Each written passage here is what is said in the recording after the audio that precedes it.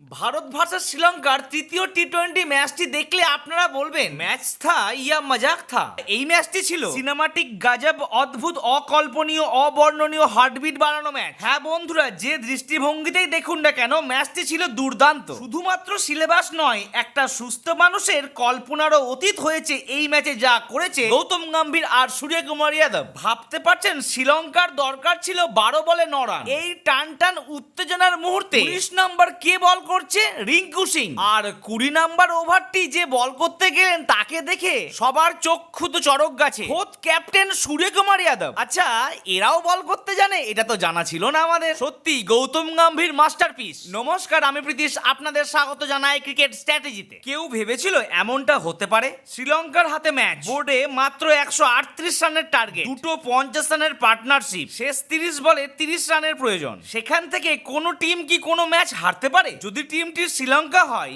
আর তার প্রতিপক্ষ টিম যদি বিশ্ব চ্যাম্পিয়ন ভারত হয়, আবার কোচ গৌতম গম্ভীর আর ক্যাপ্টেন সূর্যকুমার যাদব, তাহলে এভরিথিং উইল বি পসিবল। আর আমার ভিডিওটিতে লাইক আর চ্যানেলটিতে সাবস্ক্রাইব করাও কিন্তু আপনাদের পক্ষে পসিবল। প্লিজ করে দিন। ভারত প্রথমে ব্যাট করে রান করে 137, 9 উইকেট হারিয়ে। ব্যাটিং এর অবস্থা কিন্তু খুব টালমাটাল ছিল, বিশেষ করে সঞ্জু স্যামসন। একটু খেয়াল করে দেখবেন এই সিরিজে কিন্তু রিঙ্কু সিং আহামরি কিছু রান করেননি। শ্রীলঙ্কা যখন ব্যাট করতে শুরু করে দুর্দান্ত ব্যাট করে তারা। একটা সময় তাদের দরকার ছিল 30 বলে 30 রান, আর হাতে ছিল 9টি উইকেট। শেষ 12 বলে প্রয়োজন ছিল 9। 19 নম্বর ওভারটি বল করলেন রিঙ্কু সিং, তিনি দিলেন 3টি রান আর 2টি উইকেট নিয়ে নিলেন। আর লাস্ট ওভারে বল গেলেন সূর্যকুমার যাদব, সেই ওভারে 6 বলে 6 রান লাগতো, রান দিলেন 5 আর তিনিও 2টি উইকেট নিলেন। ম্যাচটি হয়ে গেল ড্র। শ্রীলঙ্কা 137 রান 8 উইকেটের বিনিময়। স্বাভাবিক নিয়ম অনুসারে এই ম্যাচটি গড়ল সুপার ওভারে। বল করলেন ওয়াশিংটন সুন্দর। শ্রীলঙ্কার 2 রানেই 2টি উইকেট পড়ে গেল। ভারতের ব্যাট শুরু হতেই সূর্যকুমার প্রথম বলে 4 মেরে ম্যাচটি জিতে নিল।